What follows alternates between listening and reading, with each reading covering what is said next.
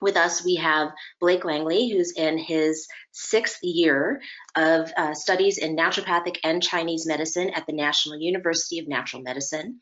Hailing from the southeastern United States, he was raised in an area of the country underserved by naturopathic medicine. The therapeutic order and 6 principles strongly guide his approach to patient care. He is currently the president of the Naturopathic Medical Student Association, getting ready to graduate, congratulations, and represents the voice of naturopathic students at the Integrative Health Policy Consortium and American Association of Naturopathic Physicians. He also serves as a founding co-chair of the Student Committee of the American Society of Acupuncturists. With his passion for advocacy and administration, Blake hopes to integrate these into the next step in his career. And so with that, I'm going to make my face go away so I'm not distracting and turn it over to you. And thank you so very much for joining us today. It's a pleasure to have you. Thank you. Thank you so much, Dr. Yanez. And hello, everyone. Oh, I hope that you're all doing well. Sorry, I'm just making sure that my computer is working well. So my name is Blake Langley. Thank you so much for that introduction, Dr. Yanez. I'm going to be talking about my concept of the pendulum. This is something that I have over the time at NUNM in the last 6 years. I've learned to describe my experience in school, and you'll think of a pendulum swinging completely to the left and completely to the right. And during your time in school, you'll see that you'll swing again to the left and to the right. And over time, you become really centered, and you'll start swinging a little bit more centeredly.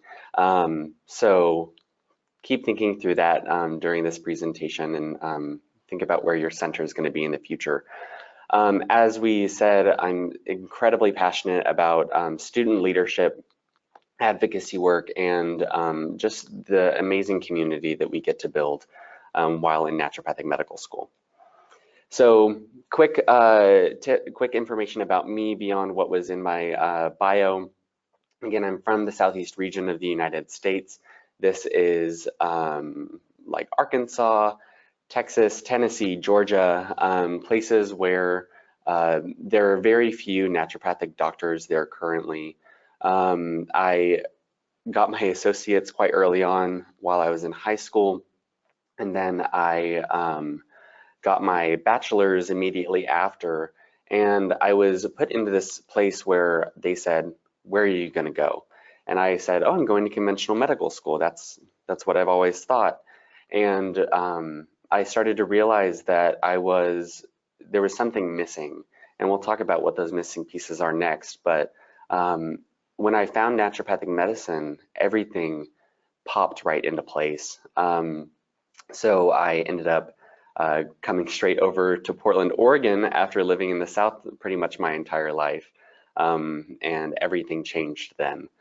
During my second year of medical school, I was challenged by one of my classmates to start up in leadership, and I will say that I failed miserably or failed greatly. And I want to really harp on that to say that not everything's a failure. It may feel like that in the moment, but it's a really good learning experience. I served as social events coordinator at the local chapter of the NMSA, and it was absolutely horrendous, but then I found my niche. I found that administration was where I really needed to be if I were going to better my classmates and myself. And so I moved into the secretary of the local, international, and then the president of international positions, and here I am today. I work with the American Association of Naturopathic Physicians, our federal level legislative and representative association, the Integrative Health Policy Consortium, that is a conglomeration of multiple organizations similar to the AANMC that represent conventional medical doctors, nurses, acupuncturists, and more. I work with the American Society of Acupuncturists and other state associations like the Georgia Association of Naturopathic Physicians. While still in school, I also sit on the Honor Council, and I serve as a student ambassador. I also want to say you don't have to do this. This is not a requirement while you're in medical school. Your requirement is to get through your studies and graduate and be an amazing doctor. But this is the stuff that I'm extremely passionate about, and it's one of the many reasons why I stay involved. So what really brought me into this field? I was going into anesthesiology, was originally my plan. And there was a disheartening event that I won't go too much into, but I started questioning, like, what is health and what is medicine? And I started doing some research and found this word that I had never heard of before, and it's salutogenesis or salutogenic medicine. And you'll see in this chart, there's pathogenesis, which is what we're usually used to, is a disease is developed or contracted, and we eventually move forward or to the your left toward disease, illness, or a lack of vitality. But what we typically do is give them something to kind of just treat that disease. That's what pharmacology and surgery are really, really good at. But then I was trying to find, what is this salutogenesis and how does it play into medicine? And this is health promotion, your diet, lifestyle, everything like that. Disease prevention, which I had hardly had any education on, which again goes into patient education, and you'll hear a lot about activation and motivation while you're in school. But it gets you to this place of optimal well-being and vitality and health.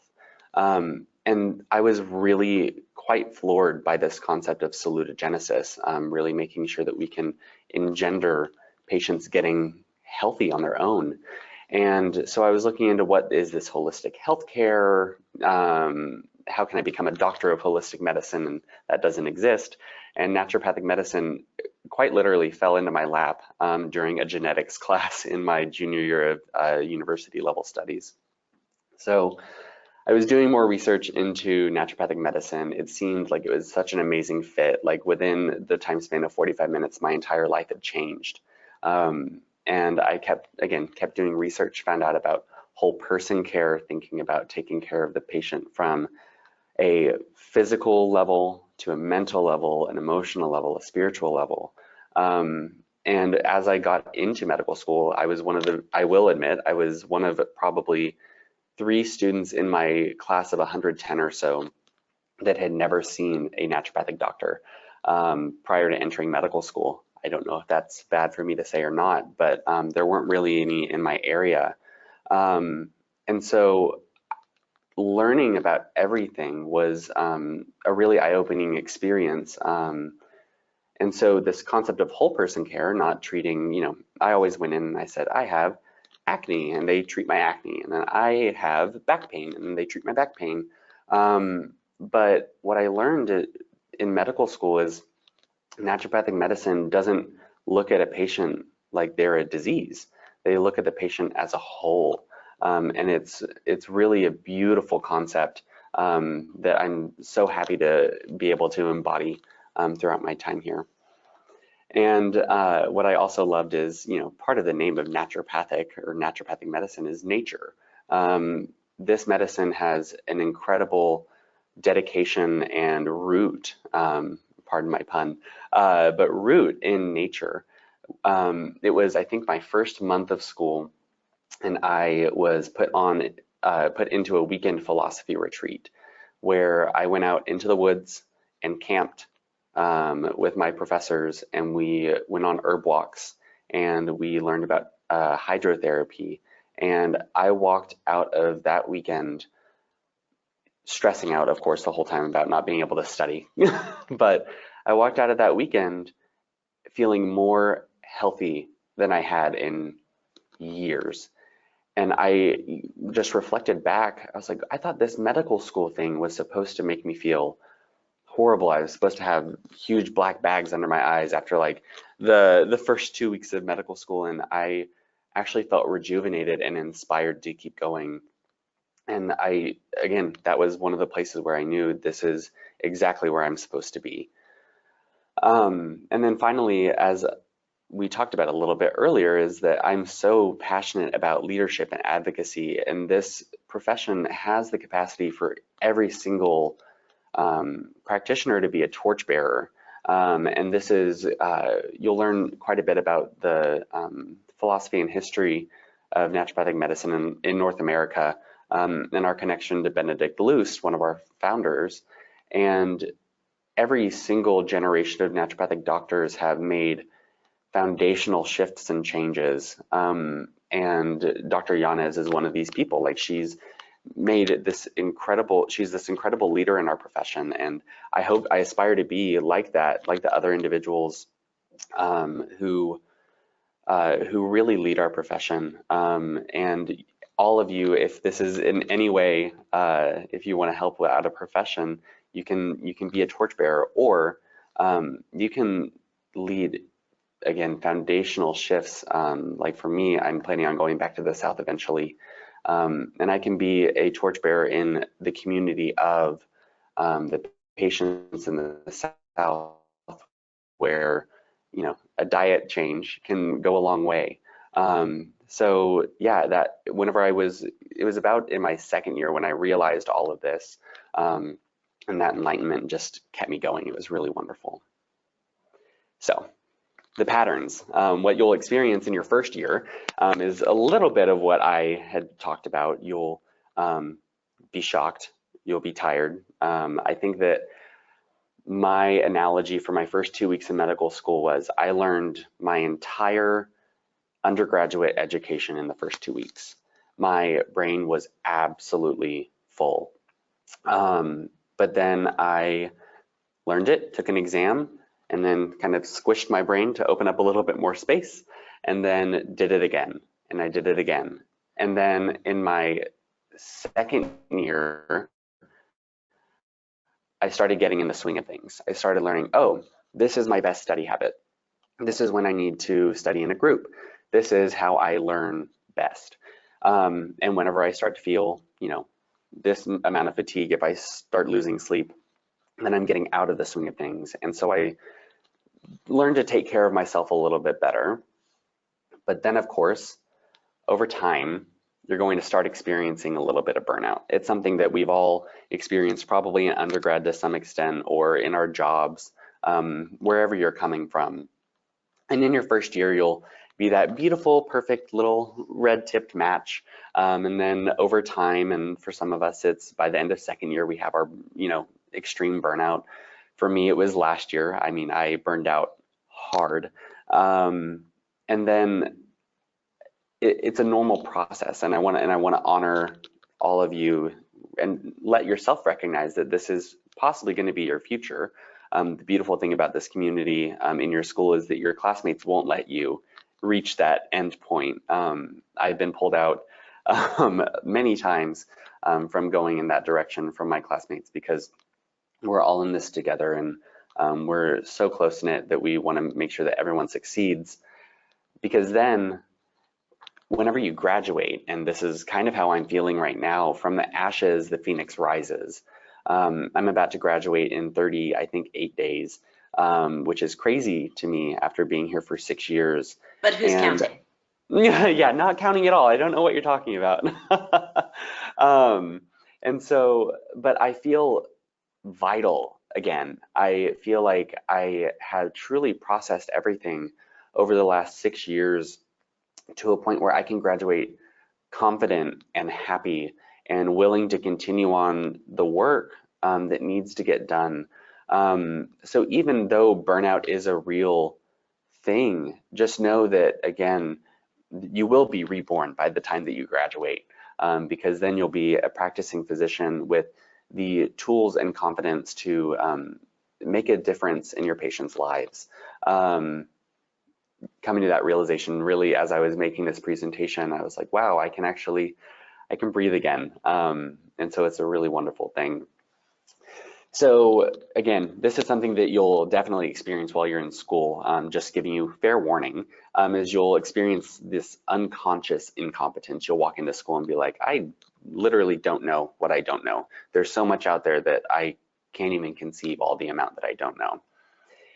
But then you'll move into this level 2 where you're like, oh, I now know how much I don't know. And sorry that there's a lot of knowing that's in this, but you'll go to where you start to become aware of everything you don't know, and then it's really humbling in a great way. Then you start to know what you know. As you go through your practicals, you go through your exams, you get into your first patient, and you're like, wow, I actually know how to run a peak flow meter and interpret it. I know how to go in to do a blood draw and know which tube I need to use for this, analysis. And then this says conscious competence at a level 4, but it's almost like an unconscious competence where you forget how much you know, and I'm nowhere near that yet. But you'll see this with practitioners who have been in practice for 5, 10, 20, 30 years. There's this way of where they just walk into a room and you know that or you can tell that they know so much, and they may not even remember or realize how much that they do know. Find those people, precept with them. They're amazing resources. But just be aware, like over time, you will move through this aspect of a level of knowing and learning. And through that as well, you'll have to find your balance. And for me, I recognize that my balance was I had to, every 2 or 3 weekends, I would have to go camping. Not always the most comfortable thing to do in the Pacific Northwest in the winter, but I had to go get outside, and I had to travel, because if my head's in the books all the time and I'm stuck, in a library, that's where I lose my balance. I'll talk a little bit more about getting your patterns in, but finding what actually brings you back into your centered state of being, and what brings you joy. And medical school, of course, brings you joy, hopefully. But this is a different aspect where you get rooted, and then you are able to move through the challenges of the next week, the 7 exams you're going to have at the beginning of the next week, things like that. And again, for me, it was camping, and I call my mom every day, and she helps balance me out. But yeah, you'll find what that is. Again, it's through that, whenever you start getting in the swing of things, that's when you start to find your balance. But start to consider what that might be for you, even before going into medical school. But my recipe for success is find your tribe. These are the people who are fellow students, teachers and mentors, preceptors, that are aligned with you in what you're passionate about, what you're involved in. For some people, that may also be what modalities you want to practice more than others. Find those people. Don't sequester yourself away, but find those people that will challenge you and motivate you every day. Again, you'll learn this over time, but make sure that you find your tribe. And then get involved and stay involved according to your passions. I got involved, as I said, and I failed because it wasn't what I was passionate about. And then I found where I am just overzealous about organization and administration. And so I stayed involved. And that's actually, the NMSA is one of the reasons why I'm getting through med school. If I didn't have that additional impetus for growth, I'm not sure where I would be. So get involved and stay involved, whether that's even in school or in your community, working at soup kitchens or working with Naturopaths Without Borders. Find out where that is for you. Get involved early, explore at least early, and then stay involved over time. And always keep an open mind. This is an open mind about what you think you prefer, what you think you know. There's some challenging topics that you're going to be experiencing in medicine overall. But I've seen some of my classmates who it's like a my way or the highway type of philosophy on different aspects of medicine, and it can get it can become a significant burden over time. So don't let that happen to you. Keep an open mind. Your opinion may not change, but make sure that you are open to conversations over time. And again, knowing that you don't necessarily know what you don't know, if that makes sense. One of the things that I learned, especially during first and second year, is developing and sticking to a routine. And that may be meal prepping, that may be your exercise regimen, that may be, again, calling your mom every morning on your way to school. Develop your routine and stick to it. If you, not to become predictable and boring, but your body appreciates it. Your hormones are on a regular 24-hour cycle or 12-hour cycle, depending on which one. But if you develop that routine, if you're eating consistently, if you are sleeping consistently, exercising regularly, that kind of thing, you're able to deal with the small things and don't sweat those things too much. But as those additional stressors beyond a big exam, beyond whatever may come up, you'll be able to handle it a little bit better. So find out what routines are most important to you, whether that's, again, self-care, exercise, going to see a counselor. Make sure to get that routine started early on, and it's never too late to start it. So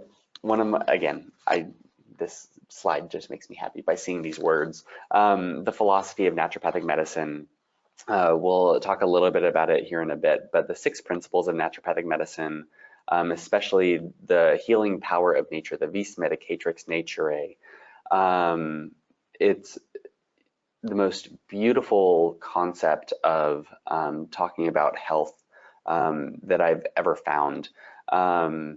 Whenever you go into a patient's room, as a physician, you embody the 6 principles, and again, we'll go into it in a minute. But this philosophy is where I can take a step back. Whenever I'm confused with a patient, I can then say, okay, I need to embody these principles, and I need to look at them with a therapeutic order lens. This is all jargon that you'll learn over time, but it really helps me to individualize care with patients, and it helps guide me in my conversations with them and more. I've loved hydrotherapy. I like jumping into the Pacific Ocean in the summer. I like going to the hot springs that are nearby Portland, and jumping between the hot and cold water. There's some very fun stories that all of us have to share about hydrotherapy. But it's one of the things that rejuvenates me more than just a standard cup of coffee. I've built some of the most amazing friendships, the closest and most amazing friendships I've ever thought I would ever have while in medical school. And this is both with some of my classmates and friends that are outside of school.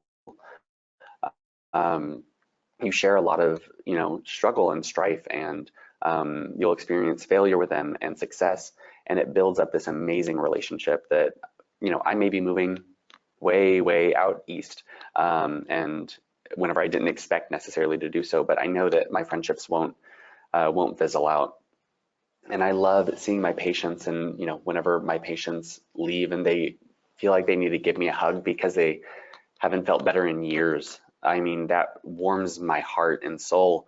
And you're gonna get that a lot while you're in school. It's really amazing.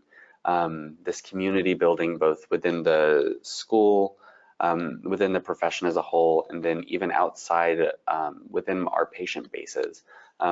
We're all in separate communities, but during school, they really get built up in an amazing way. And again, I'm not sure if you can tell, but I'm super passionate about activism, and I never thought that this was going to be something that I would be experiencing or even passionate about going into medical school, but it's something that I learned. And so I plan on doing that for kind of the rest of my life. And then the connection to nature, which we already talked about. But I'm going to talk really quickly about the philosophy because I love it so much. And so whenever you see each patient, you get to see, like, where are they, with severity of symptoms, chronicity, how vital are they, that kind of thing. The therapeutic order of naturopathic medicine helps you to determine how you can help them. And it's not necessarily that they all need, a drug or that you can even necessarily treat with just diet and lifestyle. But this helps you stratify and see, like, how can I help them to help themselves, basically. We tend to reserve the higher force interventions, which you'll see at the top, and that's typically surgical procedures. And then at the very bottom, establishing the foundation for optimal health. What we always talk about with our patients are the foundations for optimal health, and this is the determinants of health, which are becoming more and more to the forefront of medicine. And this is where you're living, what's your diet, your access to care, that kind of thing. But to know that my entire profession has this as one of its guiding philosophies, I feel incredibly secure whenever I go into each patient room. I love the therapeutic order so much. And then the 6 principles of naturopathic medicine. First, do no harm, the healing power of nature, the physician as teacher, identifying and treating the causes, treating the whole person, and prevention. Again, it's one of those things where the fact that we have this as our primary philosophy, it's pretty incredible to think that I go in, again, this is where if I forget to like educate a patient, I'm like, oh no, I missed a principle. I didn't work as doctor or physician as teacher. And did I stimulate the healing power of nature? Those kinds of things. The 6 principles are where we as a physician we embody all of these principles within each of our patient encounters. And again, this is what brought me to this medicine. Yeah, I don't know how I can go on this about the 6 principles for days, but you'll be able to learn those on your own. So I have a few more tips before you get into med school. I know that applications are either already put in, you've been accepted, or you're considering this in the future. But planning really is a big part of this. The academic plan gets partially handed to you by the registrar's office at the schools, but developing a financial plan, that's a really smart move before coming into the schools. You have to understand that there's a lot of debt that physicians graduate with, and recognizing that is the first step. But if you can get a little bit of a head start in thinking through what those implications might be, you know, which loans are you going to take out, that kind of thing. Develop a financial plan prior to getting into med school, or at least starting. And then having a personal plan, and this is something that I might say is a sore subject for me, but I had a personal plan that from day one, I'm going to do X, I'm going to do Y, I'm going to do Z. And each year it changed, and I had to learn a lot of flexibility that I didn't necessarily realize that I had. I thought that I was going into a specific job after graduation, and then that completely fell through. But I was flexible enough to have already been searching for other jobs, you know, looking at other opportunities, that kind of thing. And so having a personal plan during school, after school, think it through, develop it, but then also be flexible enough to when something else comes up, or if your passions change, be willing to work with it. And I honestly think one of the most important things is finding which school is right for you. Is it better for you to go to one of the schools in Canada? Is a West Coast school right for you? Is that your place? Is the National University of Health Sciences just outside of Chicago, is that right for you? Each of these schools have an incredible culture. The culture at NUNM is right up my alley. This is home to me. But I can see a student and be like, you know, because I work as a student ambassador, so I can see them be like, you would really fit in really well at the Southwestern College of Naturopathic Medicine in Arizona. So be thinking through that. Get in contact with some students from the school. Make sure that you tour the schools. and tour multiple to see which ones are really going to serve you best, and which ones you're going to be able to be the happiest in. I really strongly recommend that. And again, looking into the future, learn to accept the unknown. The unknown at the beginning is, I don't know what the cofactor for this enzymatic pathway is. And just recognize that that's okay, and you'll learn it. And then for me right now, it's like, I'm not sure exactly what my job and career is going to look like in the future, and that's okay, but I'm working towards something. And again, project to that future. Look and see where you're going to go. I might be ending up working at a inpatient facility in rural Pennsylvania, whereas that was never even on my radar. So yeah, again, accept the unknown, be willing to, let that go, but always have a plan for the future and be thinking through that. And what I wish I knew, I wish that I knew exactly what I was getting into. This is an amazing, amazing profession. I wish I knew exactly how much I was going to learn and how stressful it was going to be. And I wish that I knew exactly how much more I wanted from it, meaning that I want more of this school. I want more of this profession. I didn't expect to leave my education hungry for more. And I want that. I want to learn more of what we're doing with our patients. I want to learn more about our modalities. I want to learn more of our philosophy.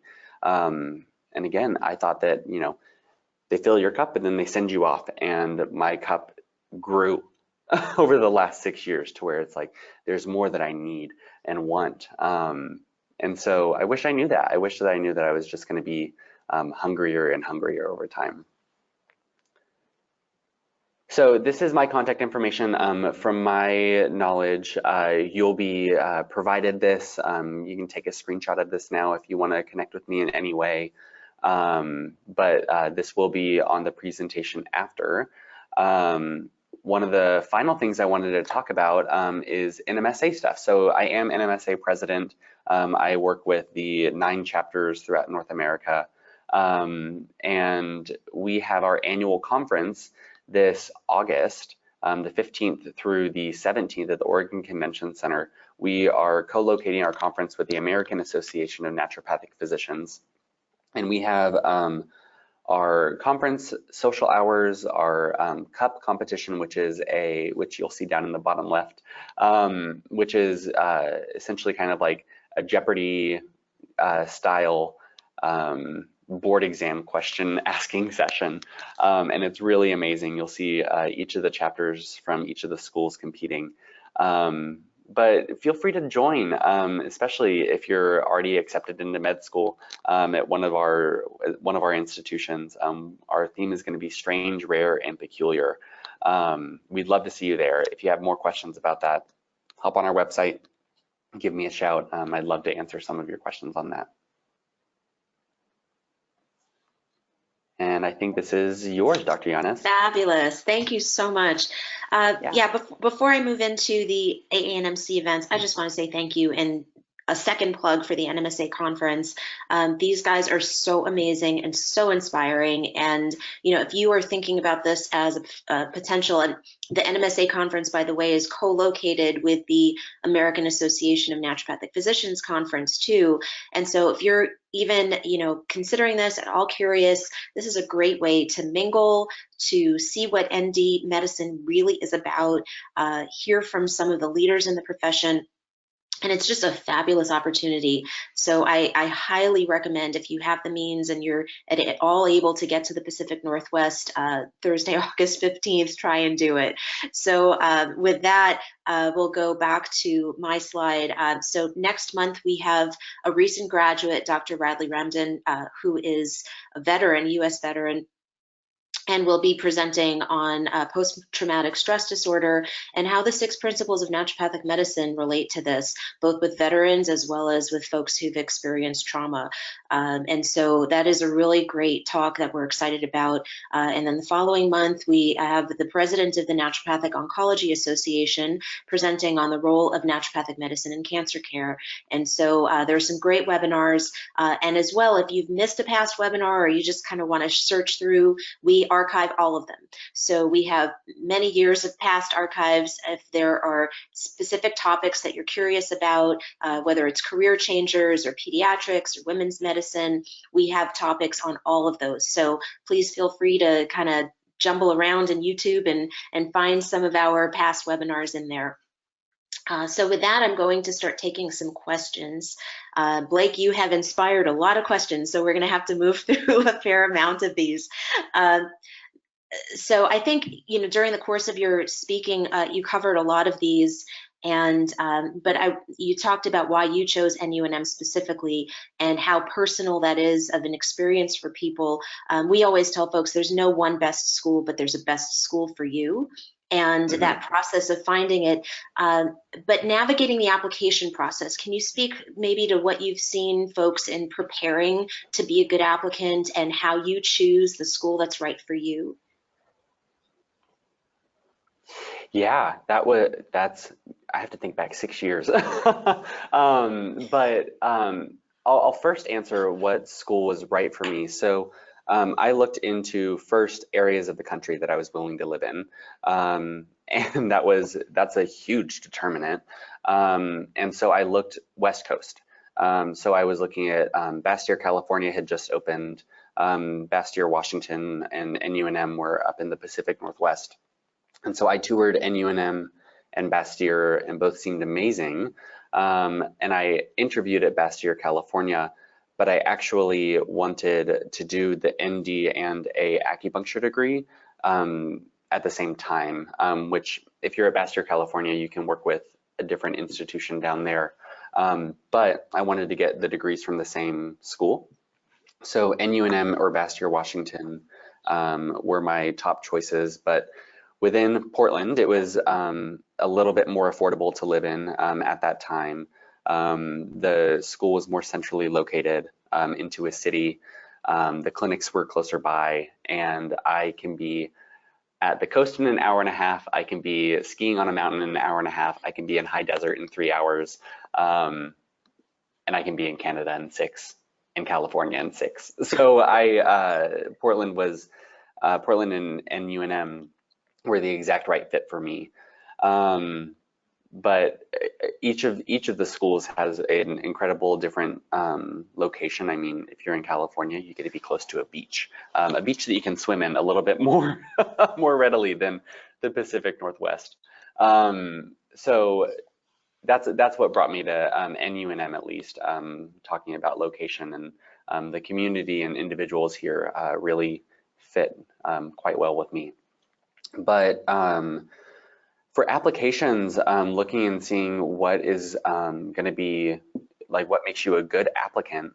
Part of what you'll see within med school applications is volunteerism, activity within health, wellness, the community, something along those lines, and then making sure that your prerequisites are up to snuff, basically. I will admit my organic chemistry scores were not the best, even though I was a biochem major. And you know, they talked to me about that during my interview. But I think that you always have to be really aware of your, you know, didactic education, but don't think that you are only your scores in school. Be aware that it's your character and your character building that you really need to make an investment in. And for some of us, again, that's through volunteer work or working within, you know, going to a soup kitchen or working at a hospital or, you know, shadowing a doc. But making sure that both of those are balanced and have significant investment. Yeah. Thank you so much.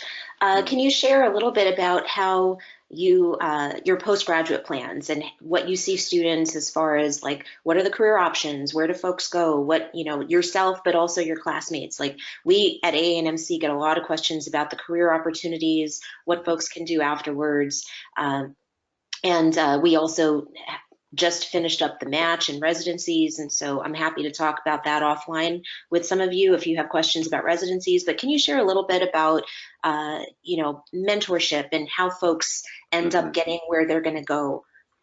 Yeah, it's actually really interesting that so there are multiple different career trajectories, of course. So many of my classmates are going into residency, and I've gotten the chance to, since I've been at NUNM for so long, I've gotten a chance to see the residents at NUNM go through, their first, second, and sometimes third year, and seeing where they go even after that. And that's typically joining a group practice. For the most part, there will be a private practice of some variety. So whether you're starting it on your own or whether you're joining a private practice with one or multiple other practitioners, and whether that be through residency or simply going straight into that career in the first place. But that's what I would likely tell you to expect.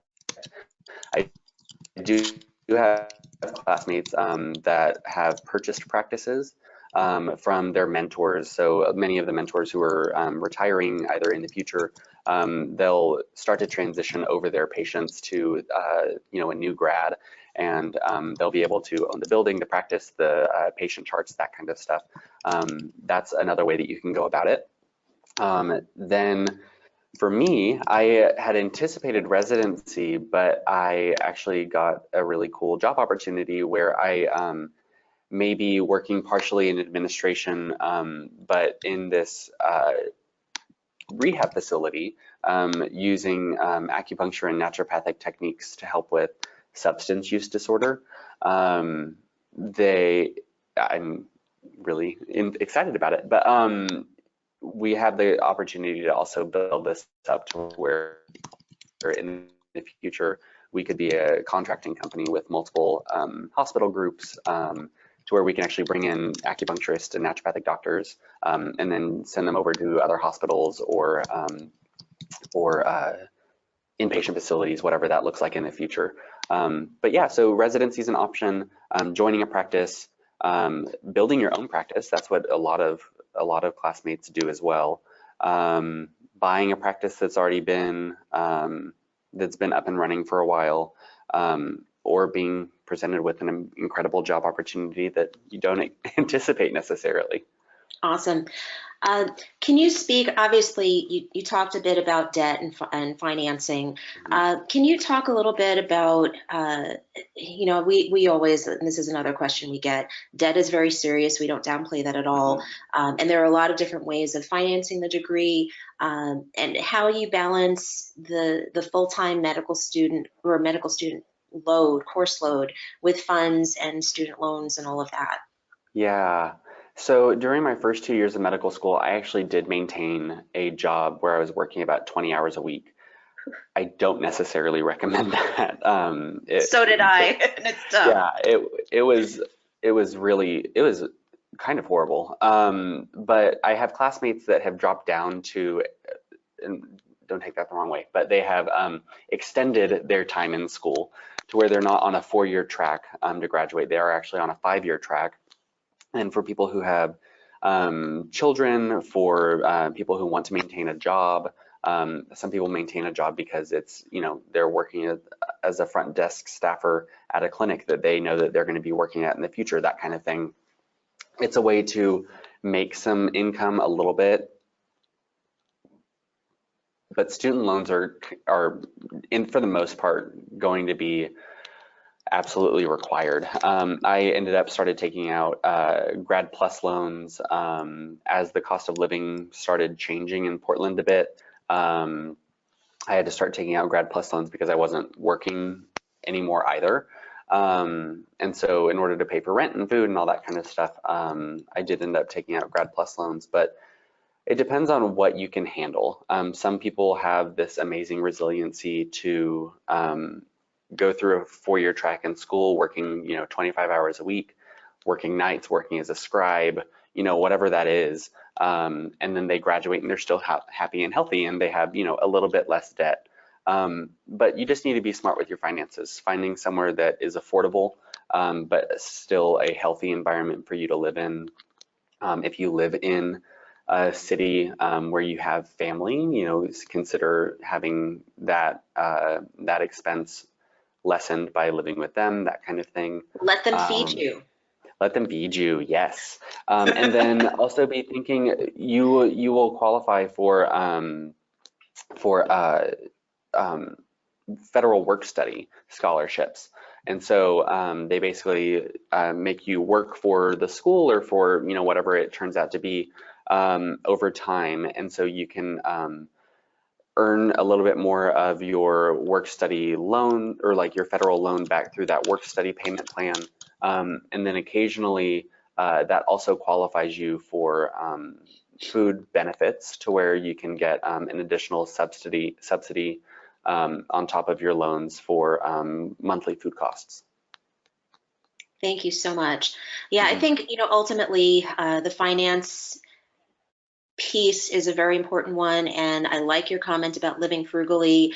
I think sometimes folks kind of get into the idea of, oh, well, I'm getting paid to go to school. I can just take all of this money and I can go on vacations and I can buy a new car and I can do all of these things. And I can't tell you how many times I've seen college presidents make comments of like, wow, the student parking lot looks better than my car.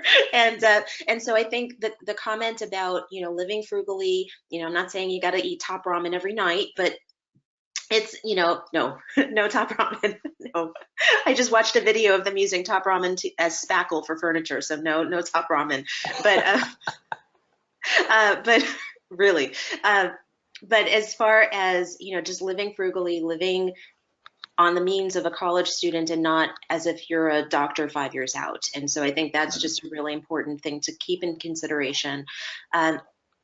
So there was a question about boards. If you could just comment really quickly on how students prepare for boards. It isn't this big scary animal that's going to come eat your head. Like it's a test, but like all the other tests that you that you take, there's a way to prepare for it and pass it. So can you speak to that a bit? Yes. Oh yeah, it feels like an animal that's chasing you down for about a month, that's going to eat your head, but it's really not. And so this is not how everyone can study. I'll preface my statement with that.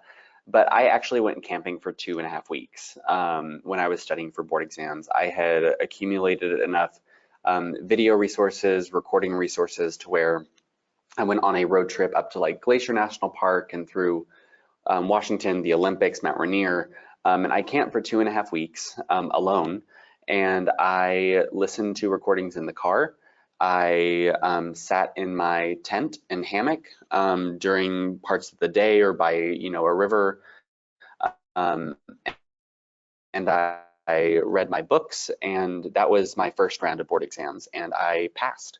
And I think that, again, part of it, that's that finding balance of like, do I want to stay in a library for 12 hours a day, or do I want to study for 6 or 7 really intensely, or whether it be passively by listening to a recording or studying by a book. That's the first round of boards. It's your basic science boards. And then I am ramping up studying for my second round of board exams. I have to take 4 additional board exams on the Chinese medicine side, and so I've actually passed those. I get to take those before that changed, but I got to take those before I graduate. But my next round of boards is the week before the NMSA conference, so it's going to be super stressful for me, but I already have a game plan. I've literally mapped out from last Monday until the week before board exams, according to, they give you, I don't have it with me right now, but they give you a huge packet that says like 7 to 9% of the board exam will include questions on X, Y, or Z. 10 to 15% will include blah.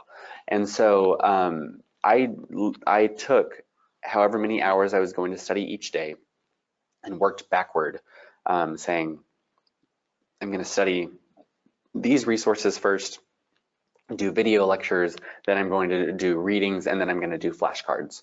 And I basically broke it up to where I have a significant study plan over the next now 2 or so months. And I'm going to be very well prepared for board exams. You just have to think ahead. Well, and I think the biggest point, and this is something I learned, I wish I learned it in high school and I learned it in medical school like you shared as well, is your study patterns and how do you do well. You know, I think for myself personally, I learned pretty quickly that I did not study well in groups. I did a lot better and was way more efficient by myself. And so I think, but there are some folks where group study is absolutely a better way for them. So I think ultimately it boils down to knowing yourself, knowing how you learn. Are you an auditory learner? Are you a tactile learner? Are you a visual learner? How do you learn? And maximizing that so you're most efficient. I think that the biggest thing that naturopathic medicine taught me, education taught me, was how to be efficient with my learning. It was really funny. Later on, I went to do a master's in public health, and wow, that was easy. It's like, you know, it's like, oh, this is simple because I got down to a science exactly what it was I needed to process information. And so I think that for each of you, as you're out there, whether it's board exams or it's anatomy or it's clinical sciences, learn how you learn and do that early, and you'll save yourself a lot of headache and a lot of time. So that I think is the biggest thing for anybody going through a program like this, is to learn how you learn and get that down to a science and cut out the rest of the noise that you don't need. So I think that to me was probably, that would have saved me a good chunk of hours had I been able to do that a little bit earlier on. Blake, I know we're coming close on time here. There are a couple questions on research. Can you speak to a little bit to naturopathic research and how you gain opportunities like that in school? Yeah, so NUNM and Bastyr and CCNM are some of the leading areas on naturopathic medical research. They all have research institutes, and if you're super interested in research, you can always get a master's in, at least at NUNM, it's a master's of science in integrative medical research. That's one option. At my school, we're required to write case reports. We're required to write 6 publishable case reports by the time that we graduate, where we basically look at whether it's a simple or a complex case. We look at all of the biomedical background, the standard of care treatment guidelines, comparing it to what we employed as naturopathic doctors, or if we employed that, why we did, according to some of our philosophy. And through that, you're doing research the whole time.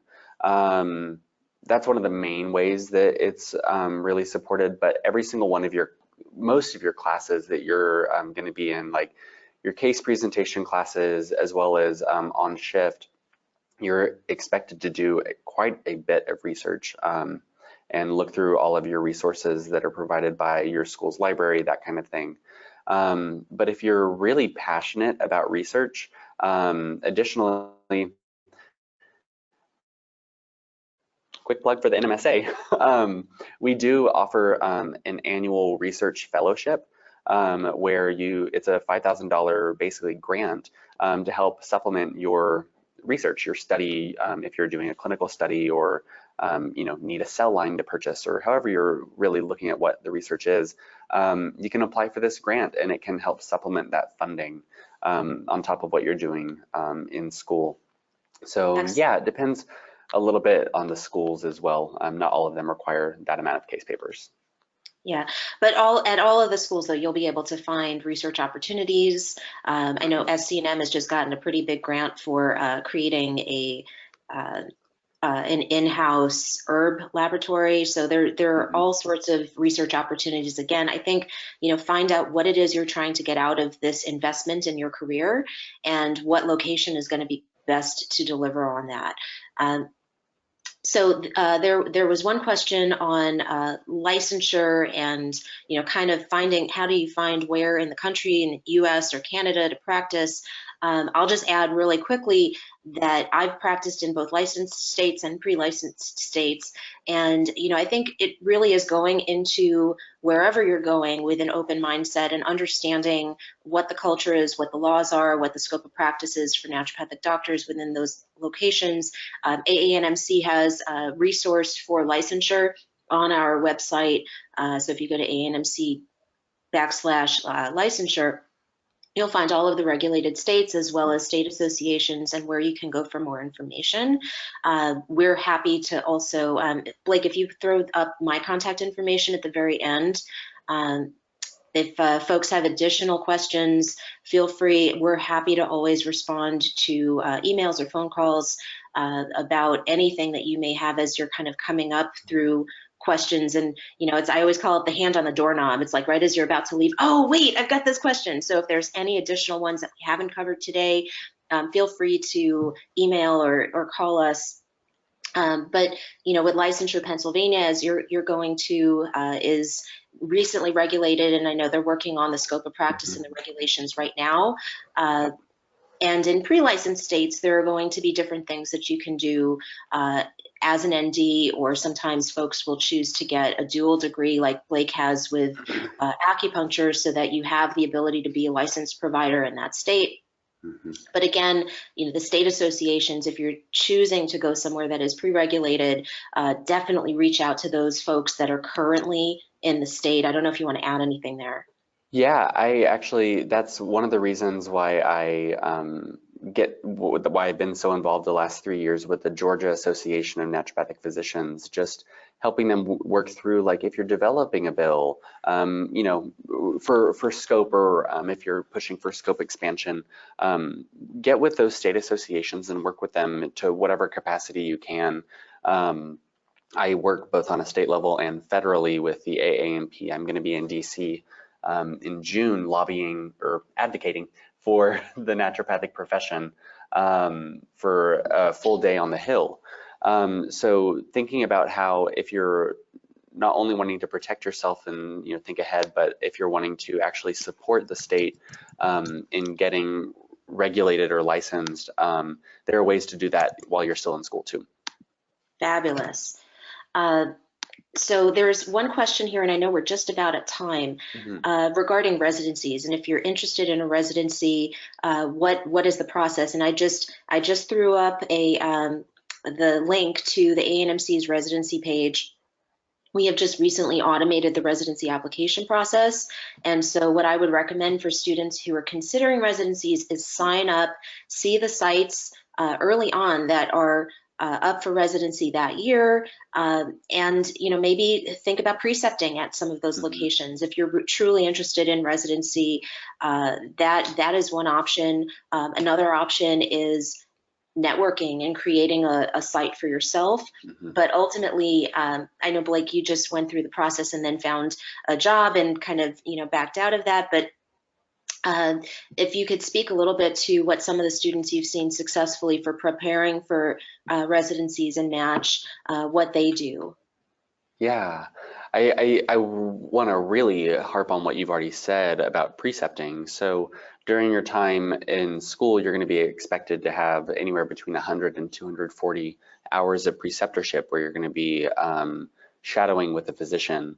And if you're wanting a residency, find the doc that you work best with, especially if they already have a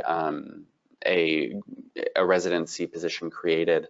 If they know you, again, going back to character, if they know your character, if they know your skill as a provider, it's going to be a lot easier job to secure. Don't necessarily let that stop you from applying to other locations though.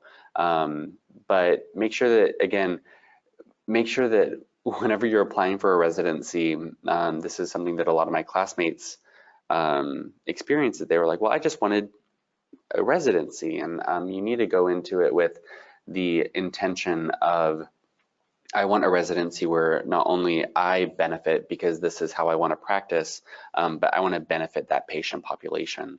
So making sure, again, that you and your passions are quite aligned with that residency location, that makes a huge, huge difference. Thank you. Well, I know we're right at time here, and I respect your time. I know that you're busy, and he's got his herb shelf in the back behind him, and he's got to go and get back onto his schedule. So Blake, thank you so very much. I will stay on. If you've got some additional questions that have not been responded to, I'll stay on for about 10 or so minutes. And if that doesn't work for you, the contact information is down below. So please feel free to contact us as well if you have any additional questions. So Blake, I just want to thank you so very much. This was a fabulous webinar. I know that students really appreciate hearing from current students, folks in the trenches. And so I thank you so much for taking an hour out of your board study time to be with us.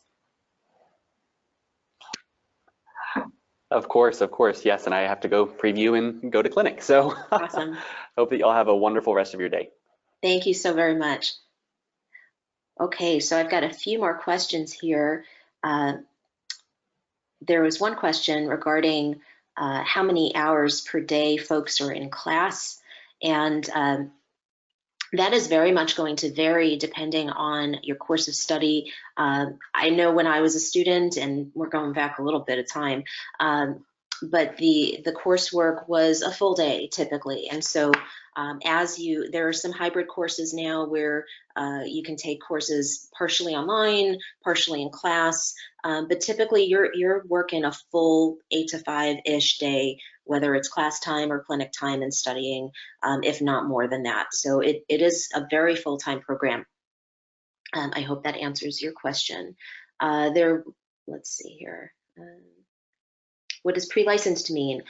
So pre-licensed, if you go to our licensure page, there are states that are all in various different stages of pursuing licensure. So they can have bills introduced, or maybe they're just starting their state association, depending on the state. So I definitely, they might have a study bill already on the books, like in the case of North Carolina. So there are a number of, they're kind of all throughout the trajectory of where they are in the process of pursuing legislation. And as well, there are some states that are already regulated and they're increasing their scope. So the whole legislative process is kind of like making sausage. You never know exactly what's in there and what's going to turn out. But that's in general. I hope that answered your question, Brandon, about pre-licensure. Let's see here. License coverage. We do have a map. Let me grab that really quick for you guys. We do. I will put that up here right now for you.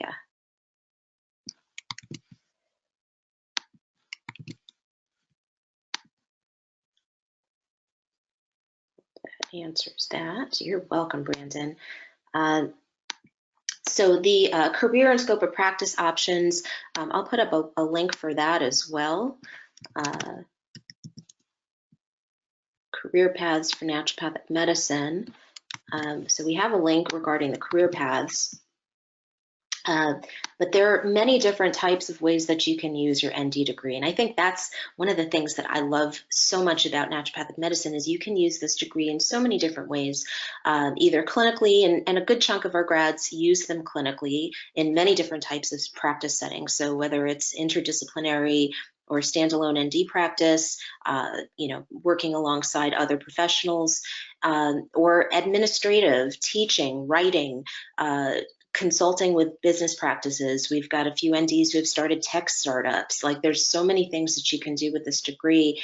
And the flexibility within the degree as well allows you, like, hey, 10 years in, you want to change gears. You don't necessarily have to go and get a new degree. So that's one of the things that I think is really fabulous about naturopathic medicine is within this one degree, you have so many different open doors. You can go and work in the nutraceutical industry and work with nutraceutical companies that are creating formulas and working with patients and so on that way. So lots of different ways that you can use the degree, and as far as those opportunities are expanding so much more than I graduated almost 20 years ago, and the field has really grown leaps and bounds. So it's really exciting, and we see new states becoming licensed just about every year now. So it's really exciting. Let's see here.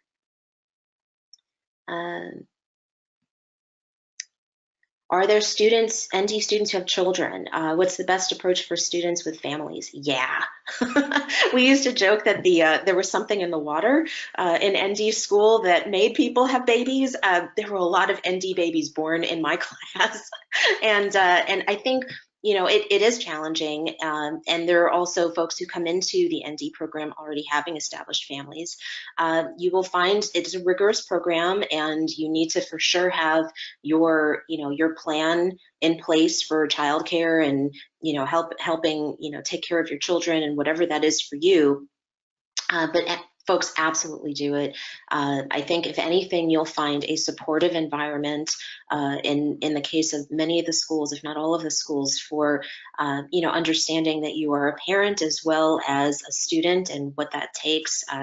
You know, you're not going to see breastfeeding stigma at ND schools. We're, you know, we're very breastfeeding friendly, and, you know, understand that, you know, I remember one of my classmates, her husband used to come and bring her child to her, you know, during her breaks so that she could nurse her son.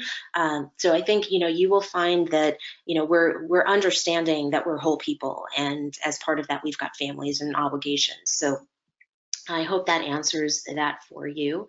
Are there U.S. students who can attend CCNM eligible for residencies? Absolutely. So the Canadian colleges, graduates can take the NCLEX examination, and that is your requirement for practice in the United States. So that is across the board a fine thing. And then let's see. Are there any small ND hospitals?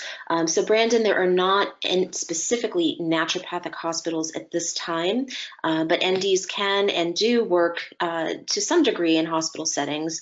It's not quite as common because we are trained predominantly for outpatient settings. However, there are NDs who are employed in hospitals like cancer centers across the country, or the, you know, ambulatory centers affiliated with hospitals. There are folks at Northwestern, there are folks at Cancer Treatment Centers of America, Goshen Hospital in Indiana. There are a number throughout the country, but typically NDs will practice in more ambulatory or outpatient settings. And then physical medicine, Dawn is asking about physical medicine in ND compared to that of chiropractic. So NDs learn a fair amount of physical manipulation and physical medicine from many different types of disciplines. But, you know, we're not at the level of chiropractic. Chiropractic is its own full academic program that fully focuses on that. And so there are a number of schools programs. So right now there are two, but where you can get concurrent chiropractic and naturopathic degrees together, or do one and then do the other. So that is an option for folks who are very passionate about physical medicine and want to focus more on that, where you can get the chiropractic degree and the naturopathic degree concurrently, or, you know, one after another. So if that's something that you're interested in, currently the National University of Health Sciences in Lombard also has sorry, not acupuncture. They have that too, but chiropractic program and ND program concurrently, where you can get both of those. So that would be your best bet if you're really looking and interested in that. There are all other programs in the Pacific Northwest that you can, you know, pair up and team up there too if you're looking for chiropractic and, you know, program at SCNM or NUNM or Bastyr. I'm not quite sure on the Canadian schools, so if that's something you're interested in, I would definitely call them up and find out what, you know, what types of arrangements they have there, Dawn. And then the last question was working 20 hours a week while taking acupuncture. I'm sorry, he left before I had a chance to have him answer that specifically. So he did put up his contact information if you still have that question. So I think I have covered all the questions. Hopefully you don't have whole lots more brewing in your brains, but if you do, please reach out to us at info@aanmc.org, and we're happy to answer any of those for you. Thanks again for coming, and really appreciate all of you coming and spending time with us. So with that, I'm going to close today's webinar and hope to see you at another one of our events.